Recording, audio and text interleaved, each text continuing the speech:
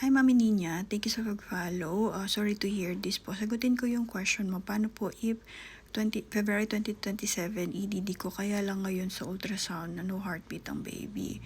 So, Mami, i-check natin yung qualifying period mo. So, I'll be using SSS-maternitybenefitscalculator.com para sa mga gusto mag-self-compute, punta lang po kayo sa site. And then dito, Mami, lagay mo kung anong member type mo. So, let's say for example, voluntary member. If ever mali yung nailagay ko, Mami, ha, balik ka dito sa site, tapos gawin mo lang yung ginawa ko, and then itama mo lang kung ano yung member type mo. And then for maternity case, depende po sa miscarriage type. So, pwede mo itanong yung OB mo kung ano yung miscarriage type, or makikita po yan sa medical record. So, let's say ito muna ilagay natin. And then, di ba pag halimbawa mga anak kayo, ang normal na lalabas dito kung kailan yung EDD. So yan, sa miscarriage po, ang lalabas dito kung kailan yung miscarriage date or kung kailan siya nangyari. So let's say for example, yan July. Yan, so lalabas dito kung ano yung qualifying period ng miscarriage date. So yan po, April 2025 to March 2026. Kailangan meron kang at least 3 months posted contribution para mag-qualify po kayo. So yan, so let's say for example, lagyan ko na lang Mami ng ng amount para may idea kayo kung paano siya ginagawa. So, kung magkano yung contribution nyo, depende po yan sa inyo, ha. I-check nyo lang yung contribution nyo sa SSS account nyo, and then hanapin nyo yung qualifying period or yung date, kung anong date, halimbawa ito yung qualifying period mo. So, hanapin mo yung date na to and kung magkano yung contribution mo on that month. And then, calculate. So, ito yung estimate na pwedeng makuha kay SSS based dun sa contribution na nilagay natin.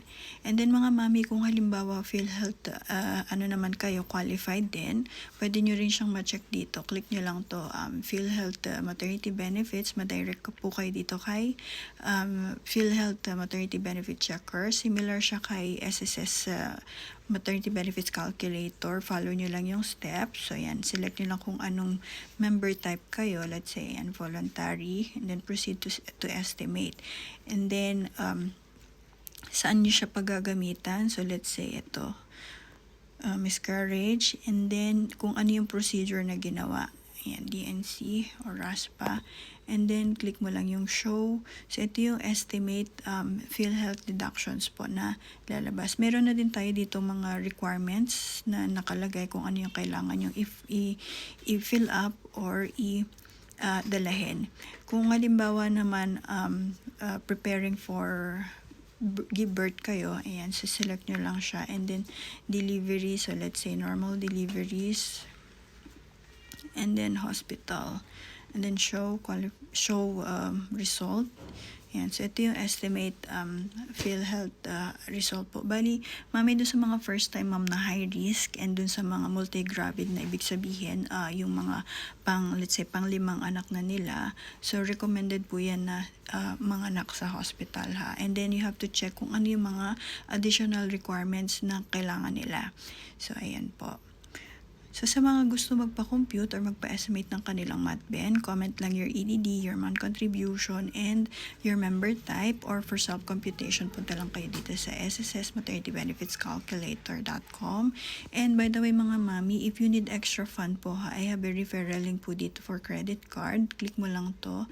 Madadirect po kayo kay Union Bank credit card. Wala tayong commitment dito, ha, whether you're approved or not, pwede po kayo mag-fill up po. But reminder lang, this is credit card. Kapag ginamit nyo siya, kailangan nyo rin siyang bayaran po.